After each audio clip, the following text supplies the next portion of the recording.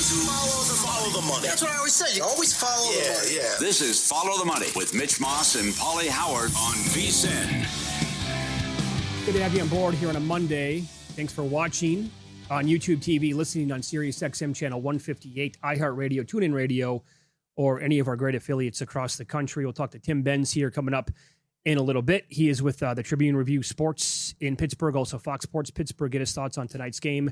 Right now, Pauly, across the board, mostly threes out there on Pittsburgh. However, there are some 3.5s. Obviously, that's going to come with various juice. And the total is pretty much painted at 42.5 tonight. You bet Steelers money line right away last week. Are you still, you're pretty confident here tonight? You like them? Feel good. Yep. And anti-Tua in the elements as well. Yep. No doubt about it. And it's a great game for props, especially receiving, because if he doesn't get DK involved early, I think you can make the case for a lot of guys that could have the most receiving yards in this game. All right. So we head out to the Progressive guest line right now. Tim Benz on the program. Tribune Review Sports in Pittsburgh, also Fox Sports Pittsburgh. Follow him on X. He's at Tim Benz PGH. Tim, good afternoon. Thanks for the time. We know that you're very busy covering the game tonight. How are they doing this again this year? You look at it, their metrics are not great. Aaron Rodgers, I mean, this has to be it for him. And yet here they are with a chance to obviously make the playoffs / win the division. Yeah, I guess.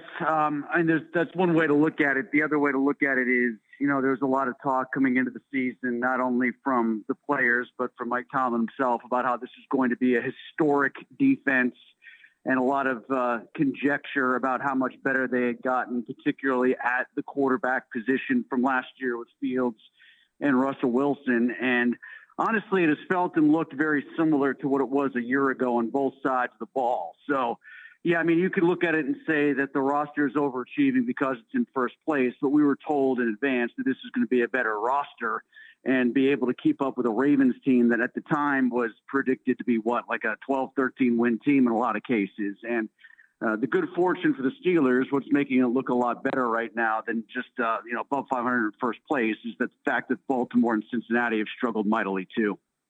Do you have an update on Watt? Not beyond what was known already, which is he's out for tonight. So that was kind of stated in advance. And beyond tonight, I'm not quite sure what that's going to be like for the Detroit game. I mean, like we were here at minimum 7 to 10 days. So, I mean, I would still be really cloudy on his availability for the Detroit game next week. And then hopefully keep your fingers crossed for what might happen for the two divisional games after that against Cleveland and Baltimore. But so little is known about what actually happened and how significant or severe it was. I mean, you got the Watt family largely downplaying the long-term effects in their statements, but they've been the most vocal with details to this point, and the team has been really mum. So at this point of his career, it's no longer prime TJ Watt we're talking about. But for this game tonight, what does that mean for Miami's offense? How can they exploit it, and what do you think will happen? It's a good point because, on the one hand, you think about Watt and all he does in the pass rush department, but it hasn't, as you just amplified, been a TJ Watt kind of season with his sack total. I've been a little disappointed in how little they've used Nick Herbig the last two games. He's only gotten a snap share of about 39% in one and 33% in the other. We're constantly told by the Steelers about how much better he's gotten as a run defender. Well, they just played two run-heavy teams, and they didn't seem to want to use him very much. He's going to have to play a ton. Jack Sawyer, the rookie from Ohio State, is going to have to play a ton. Watt has been really good in backside pursuits, scraping down the line. I thought he did a couple of really highlight reel performances, fighting through some traffic and getting Derrick Henry down behind the line of scrimmage early in that game to keep him quiet for a while. I don't know that Herbig has that in his bag of tricks. I think Highsmith does. So from that standpoint, I think you can look at him to stand out again as he did last week. But it'll be largely on those two and then Sawyer after that. You expect Warren to play after he woke up with the flu and is questionable? Still haven't figured that part out. Haven't seen too many people on the field yet at this point. I'm going down in just a little bit. But, that was news to everybody. They did add him. There was an NFL Network report earlier that suggested he was going to get some fluids and was hopeful to play, but no update beyond that. So, for your guys' purposes, I might want to stay away from those props on that specific player. Thank you. Yeah. Would you look at Kenneth Gainwell then? We had a guest on. Yes, okay. Absolutely. Okay. Yeah, because they like him anyway. They've been using him a ton anyway. I don't think they have to be talked into it. And not only has he been good when called upon with the weather conditions and all, the snow and the ice and everything else, I don't think it's going to be a huge day for a lot of people down the field, especially with what their offense is preconceived anyway. So I would think that's a good play. That'd be smart to go overs on him. How about the passing attack getting better and what happened against Baltimore with MVS and also Thielen helping out, and if we can see some of those guys tonight? They certainly got more time than I think some people expected last week. Even both of them being active at the same time was cloudy going into last week. I think if you want to consider overs on them, or what yardage totals, receptions, if it's very low, then fine. I think the bigger thing about their presence is what they do for Metcalf. That's the way that Rodgers explained it, insofar as like they're running the right routes and they're getting to their spots, and that's pulling the defense away and making life easier on DK. So I don't know if they're going to get the ball pumped to them a ton, but I think Rodgers just likes having them out there because he thinks they have veteran savvy enough to make the offense predictable. How about the tight ends? How is that going to be deployed tonight, you think, with the offensive scheme? Because I know Jonnu Smith, Paul, his record to the under so far this year? It's almost, I think, every game but one. Yeah. I would be – which one was the over? Good question. Yeah, I would have to go back. You're testing my memory on that one. But, I would think that it's been a real point of frustration because this is, in theory, a very tight end-oriented offense. And the guy that's been surprising to the over a bunch has been Washington, but he's been slowed with a concussion. So I'm not sure how many snaps he'll get. I think he was, in fact, activated in advance of the week or, came off the concussion report. So he could and should be out there. But, maybe they get Smith involved, a little token here or there because he is playing against his former team. I'm not quite sure what your guys' number is on him, but that might be one interesting to play in terms of reception or yards. And, the big thing about it is the Steelers have just been loath to use the middle of the field still this year. We thought that might change with Rodgers at the helm, but they've still done a lot of deep shots down the sidelines to DK and then the flats to the running backs. And I don't know how much changes given the circumstances out there with the cold and it's not snowing right now, but there is still snow on the ground, and it is frigid here tonight. I will say this. I'm looking at the game log right now. It's a great question. I mean, his season high is 28 yards. Are you kidding me? That was the game against the Bengals, so maybe that was the one?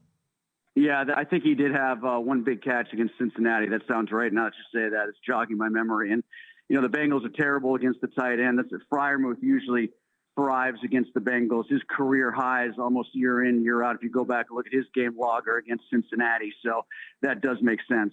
Do you like him tonight in this incredible stat that they've only lost once on Monday night since 92 at home and Miami can't win in the elements? Yeah, I think that those two things will dovetail. I do have them. The biggest concern is what do the Steelers do against Miami's rush attack? If Miami should win, I think that's because they'll be able to run the ball because the Steelers have not been good at stopping the run.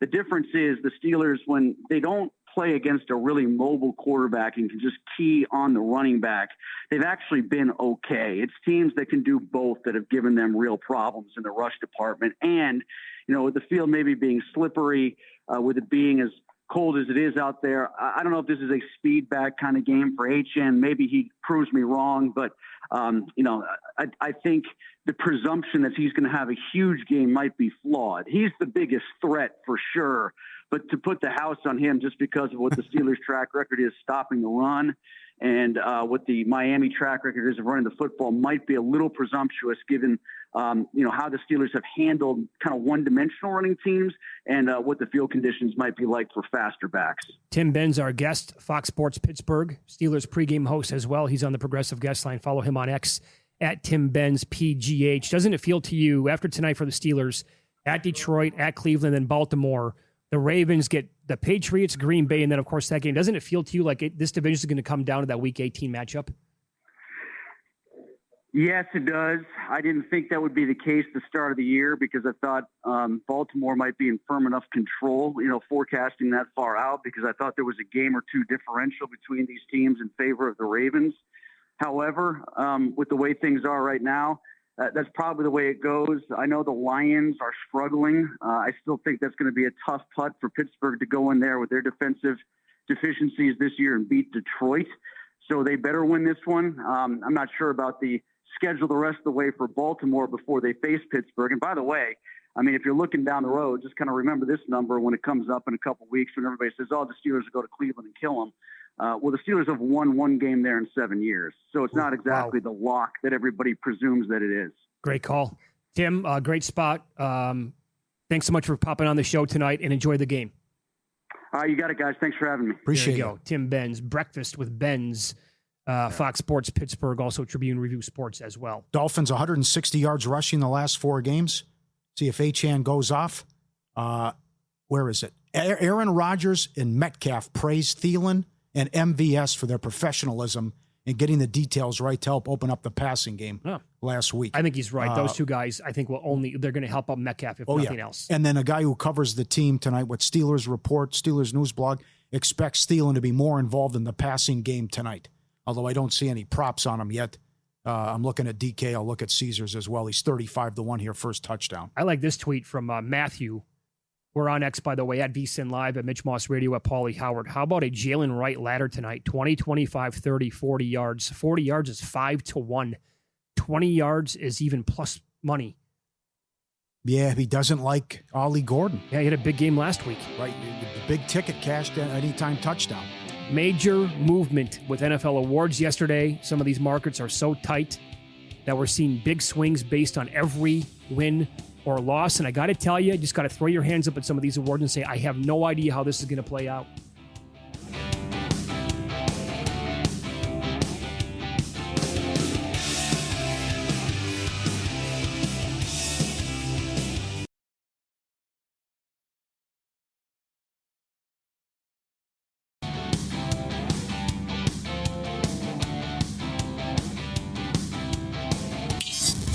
This is Follow the Money on VSiN.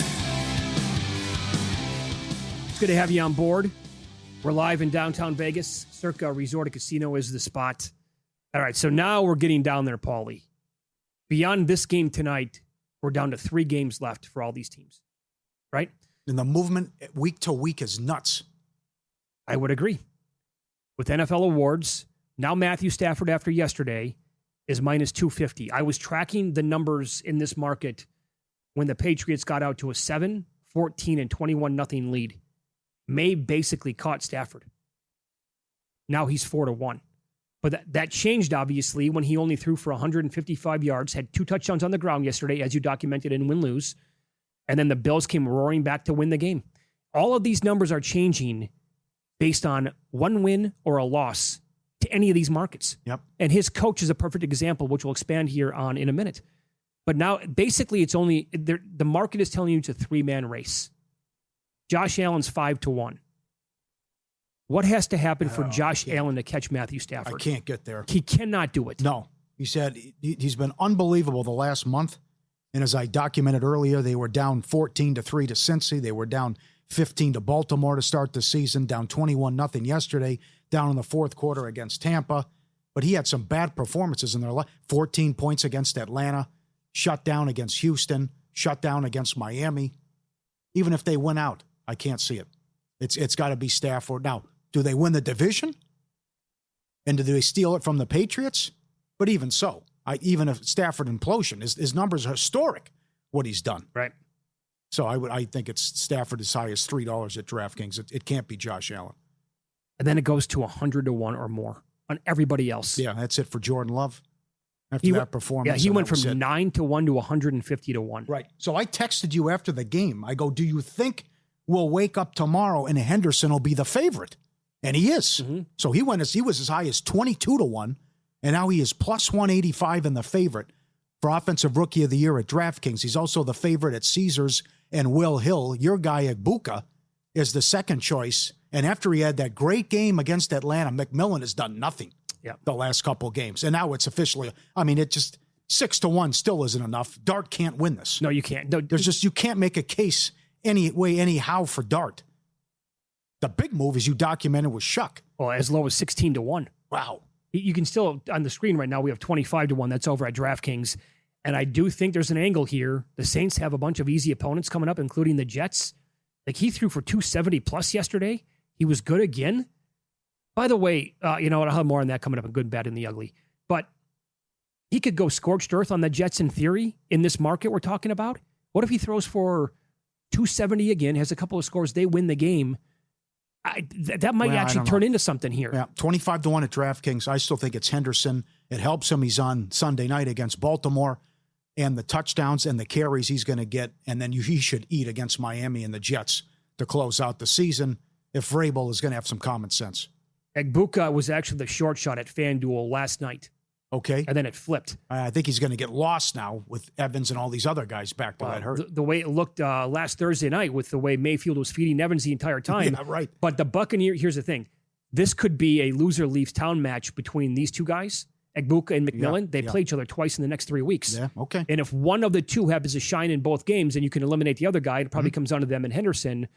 But, man, that's been a just up and down, very turbulent market this year. The coach of the year, again, I think Vrabel here is priced where he should have been before last week. But look at that. You lost the game 35-31 and you go from minus. I have to be consistent with this. He went from minus 350 to plus 150. It's a huge move. You lost a coin flip game. Well, but yep, 21-0. That's the killer. So now what do you do? What would be the betting advice in the coach of the year market? Vrabel's plus 150. I still like Ben Johnson. I think they win 12 games yeah.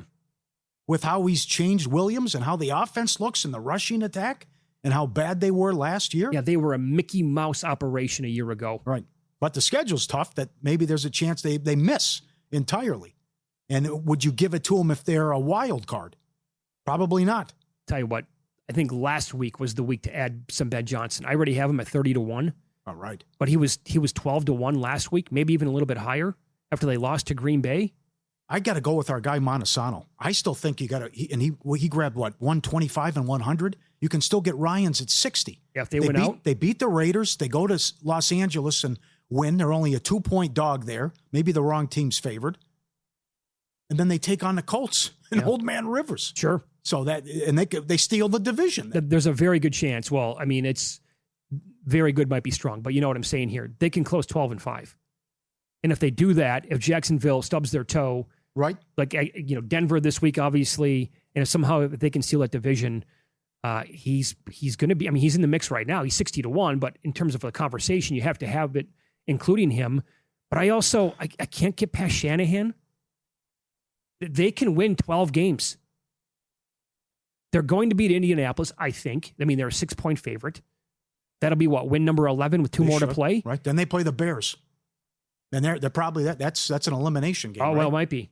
For the coach of the year, I would say. Yeah, that's exactly right. That's on Sunday night. Yep. But then they play Seattle. And how does Seattle treat it? Depends what happens Thursday, too. I'll tell you this.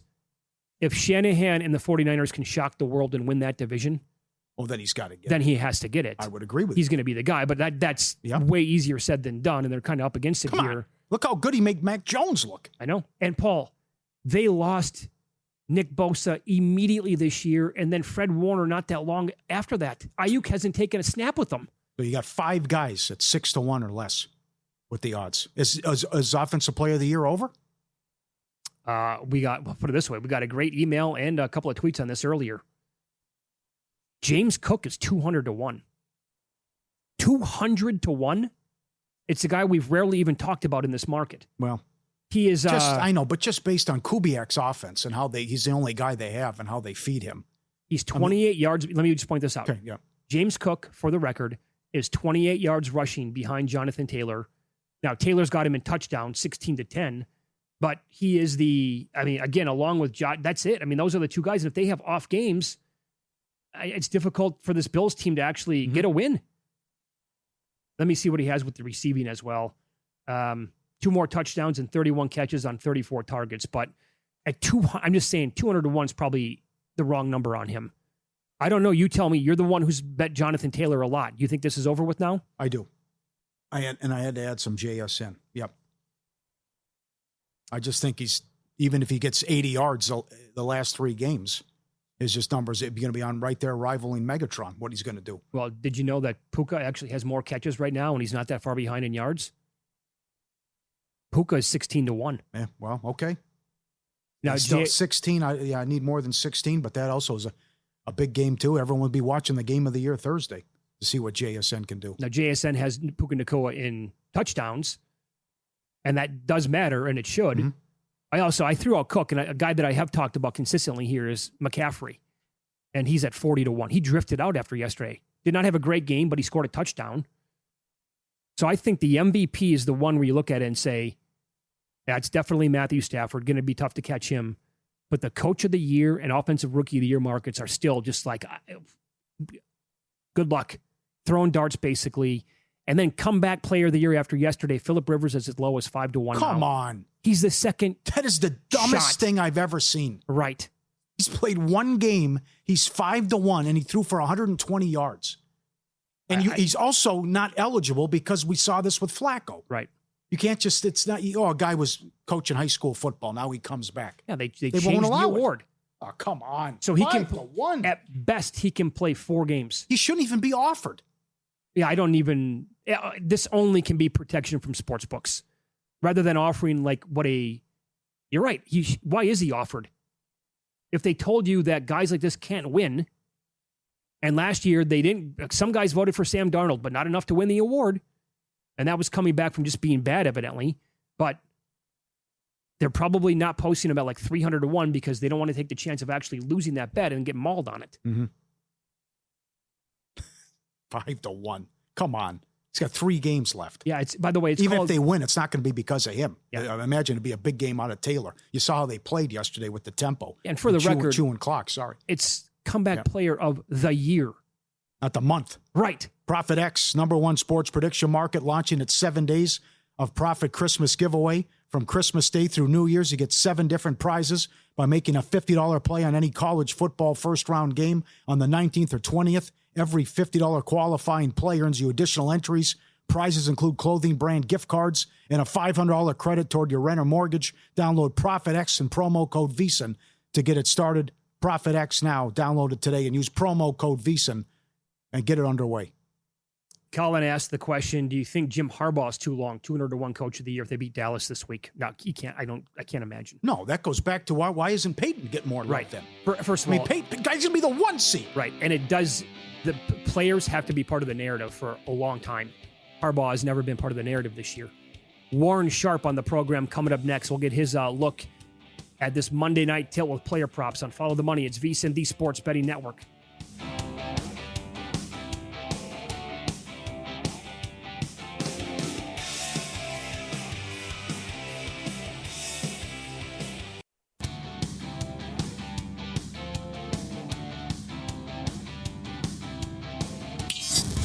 This is Follow the Money on VSiN. We'll get some plays for tonight. Monday Night Football. Steelers hosting the Dolphins. Also react more here to Week 15 National Football League as Warren Sharp joins the program. Follow him on X at Sharp Football. Website is sharp.football. Warren, good afternoon. Love talking to you every single week. Let's get your reaction to what we watched yesterday. I was a little bitter watching the Bengals with that performance as a guy who was on Baltimore Thanksgiving night in Survivor, and that team wiped me out, and then they got blanked yesterday. How the hell does that happen? What was your reaction to that? Well, I couldn't believe because one of the things I liked in that game was Derrick Henry's rushing attempts. I thought the Ravens were going to control the game, and he was going to have a lot of attempts. And it wasn't a game that I was focused on because there was a lot of other games on, but I was watching it out of the corner of my eye. And I never really saw Derrick Henry have a lot of rushing attempts. I'm wondering what the heck is happening in this game. And lo and behold, it's because the Cincinnati Bengals had nearly a 2-1 time of possession advantage. They had the ball for over 39 minutes. The Ravens had the ball for barely 20 minutes in this game.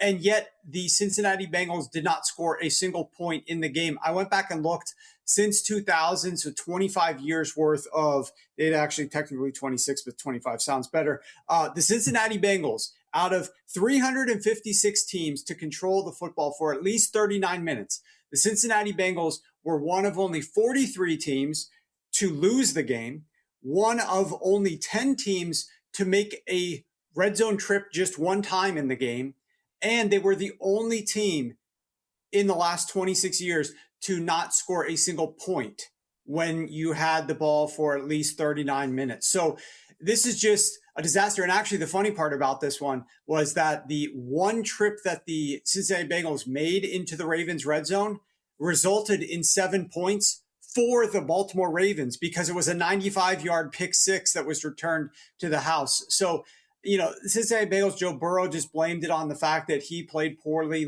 yesterday. There's just so much blame to go around that organization, that coaching staff. So it's definitely one of the, put a bag on your head, just end the season type deals for the Cincinnati Bengals fans. This season can't end fast enough. What changes would you make in Kansas City as the 10-year playoff streak is over? Yeah, look, a lot of people calling for Andy Reid's head or Andy Reid to make some moves here. I think the key is you can't just be surrounded by yes men. And at times, Andy Reid definitely likes to staff the coaching staff with people that he's very familiar with that aren't going to challenge what he's looking to do. And it's sometimes like Andy's one of the most brilliant offensive minds in NFL history. So who am I to tell him what to do? But from an outsider's perspective, I think you need a little bit more fresh blood and a little bit more forward thinking into that organization. Some people talk about how this receiving core is terrible. I can look around the NFL and point out a lot more receiving cores that are a lot worse than this. Patrick Mahomes, yes, I'm watching that game. I had the under in the game, so I'm happy that this was happening. But why in the world is Patrick Mahomes just holding the ball forever behind a terrible offensive line? Where are all the plays to get rid of the ball quickly out of his hand? The running is not effective. Where are all the different types of route concepts that could take advantage of some of the weaknesses of that secondary of the Chargers?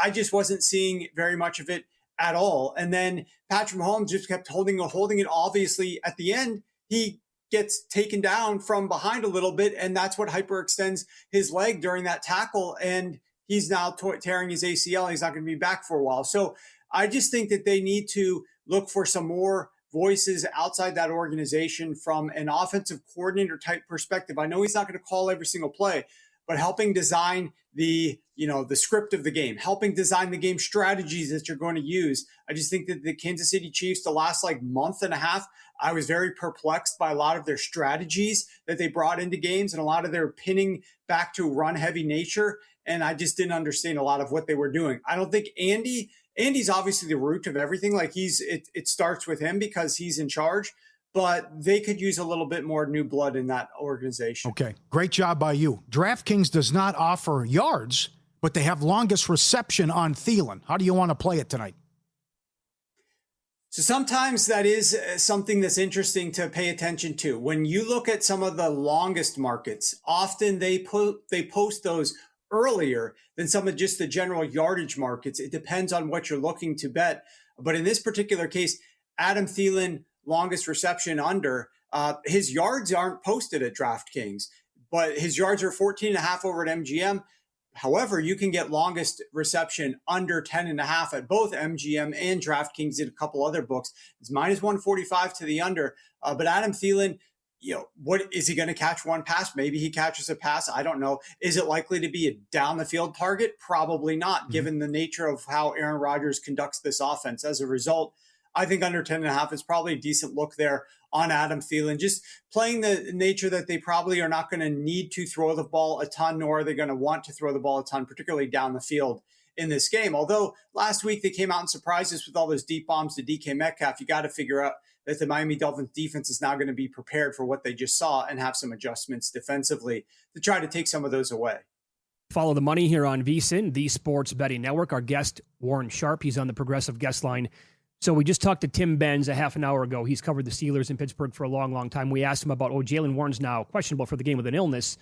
Is he going to play? He's like, I have no idea at this point. Nobody knows. They're not really saying too much about him right now. It is an illness, so he might go out there. It's a flu, obviously. But in terms of finding a way to exploit that then, have you pivoted here to Kenneth Gainwell at all? I did. From a receiving perspective, he's their primary receiving back. Now, Jaylen Warren does get in the mix. Last week, we did bet Jaylen Warren over 2.5 receptions. He hit that. But I do think that Kenneth Gainwell in this spot, given the fact that they're probably going to want to run Jaylen Warren between the tackles a little bit more. But when they need to pass the football, they're going to look to do so. And check downs because the Miami Dolphins have a high blitz rate. Aaron Rodgers might be trying to get the ball out of his hands relatively quickly. I think the tight ends are in play here. And the running back specifically, Kenneth Gainwell, is in play here as well for the Pittsburgh Steelers. Now, I looked at the yardage market. I saw the number in the low 20s, like 23.5 or so, and I liked that. But I don't really have a strong take on that one. I just think that that's going to be an outlet for Aaron Rodgers, especially because I think people don't realize the Miami Dolphins run defense has really turned a corner.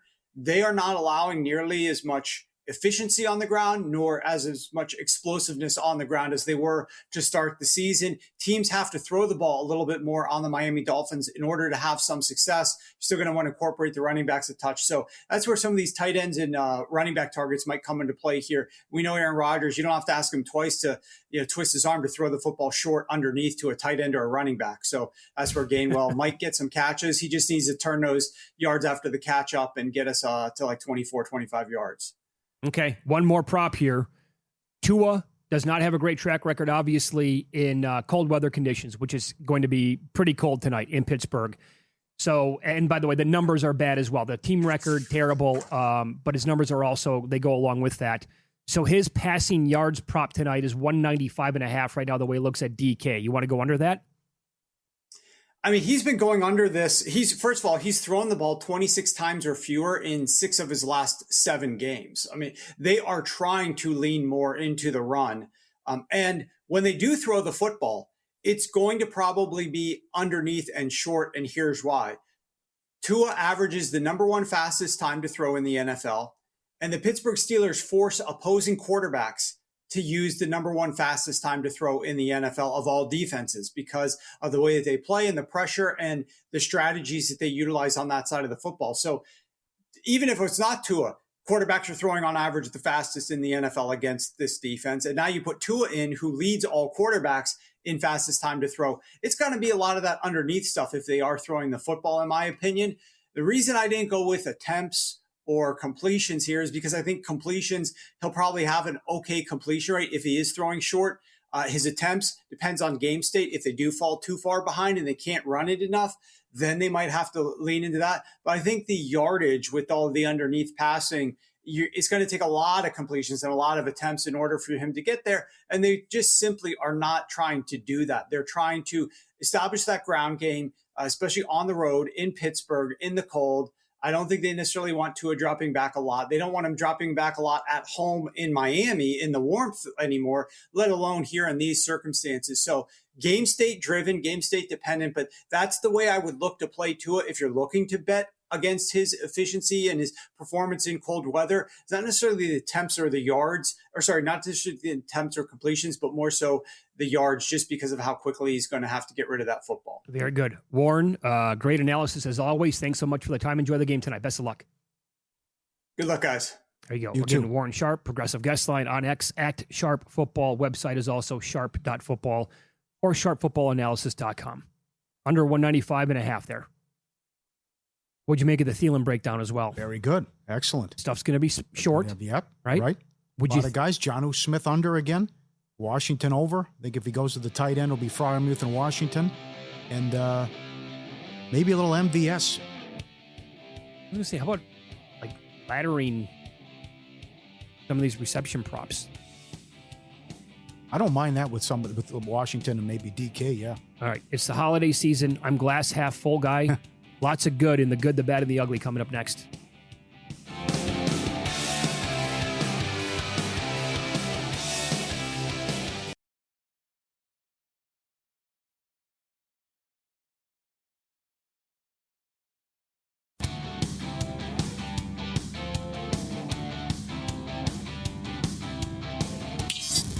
This is Follow the Money on VSiN. The good. Pretty good. I'm feeling pretty good. The bad. I've had it with this dump. Got no food, got no jobs. Our pets' heads are falling off. And the ugly. First of all, that's horrible. Well, that was the worst piece of crap I've ever seen. The good, the bad, the ugly, brought to you by sharpplays.com. Get the latest betting insights and analysis now. Sharpplays.com. Trevor Lawrence and the Jags He had 50 yards rushing and a touchdown. He threw for 330 and 5 scores. He hit 8 different receivers, and he scored 48 points to improve to 10-4 on the season. A lot of people were down on him, myself included, and I was down on him big time when they almost lost out here to the Raiders. And now the only loss was that miracle when they blew a 19-point lead in the fourth quarter at Houston. Oh, yeah. And they couldn't stop Mills. Big test Sunday in Denver. Colts game plan in Steichen. Well done.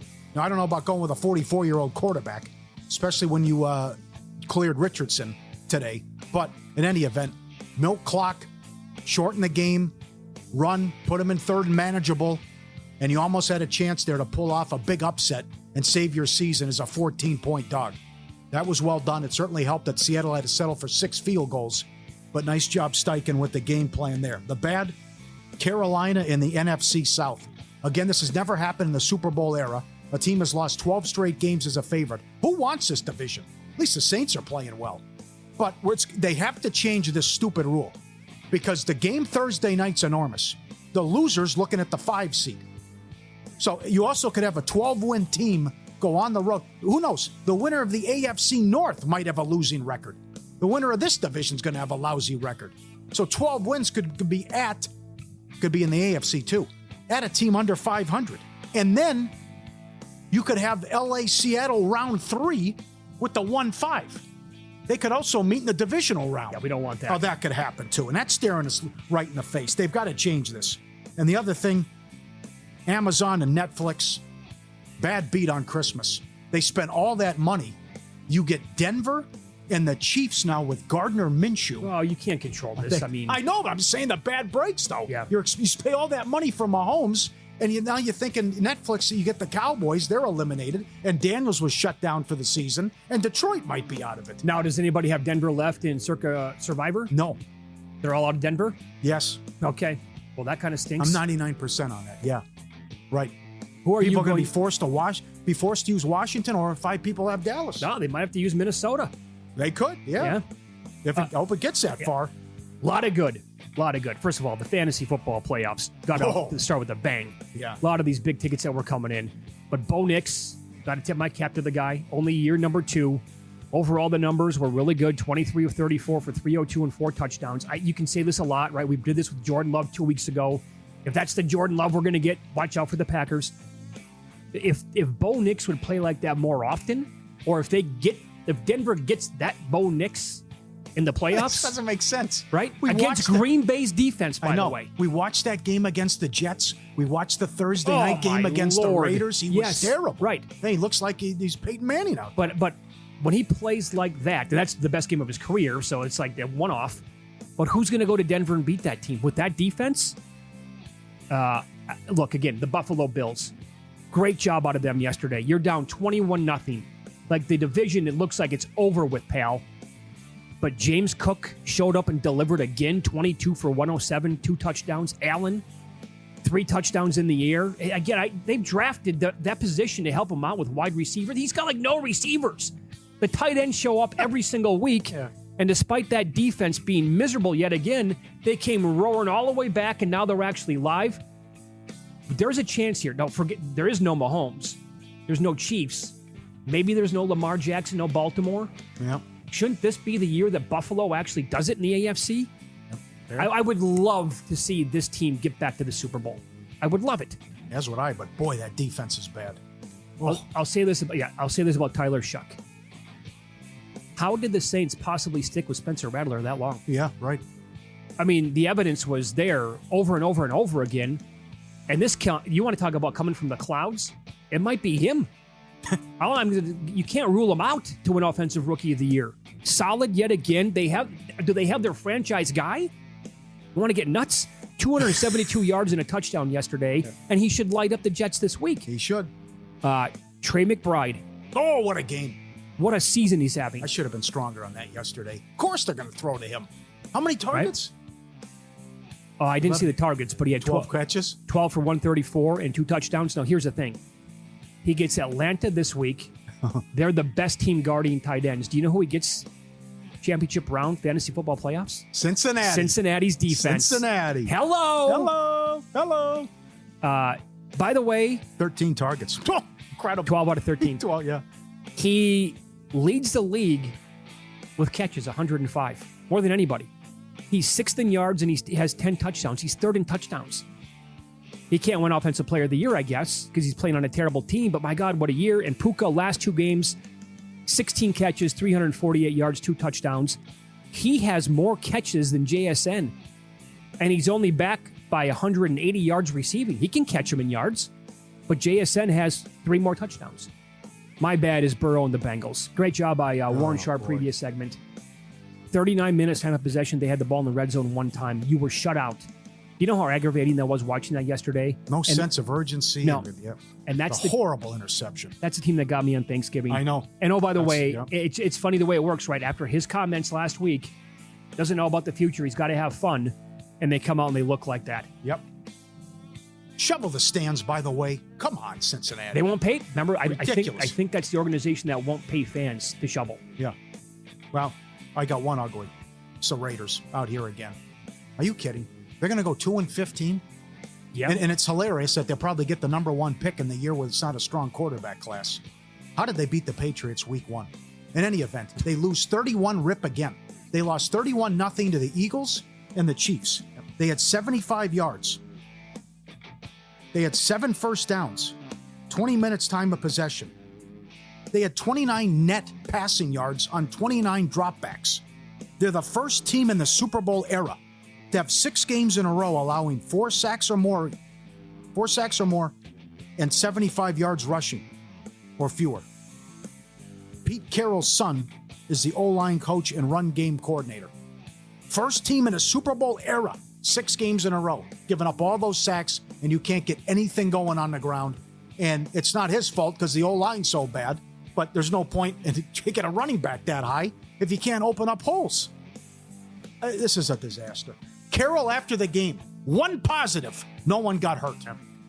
And then you got Crosby and the guys fighting on the sideline. Yeah. So they take on the Giants in 2 weeks out here in Las Vegas. The Giants currently own the number 1 pick. The Raiders are right behind them, picking number 2.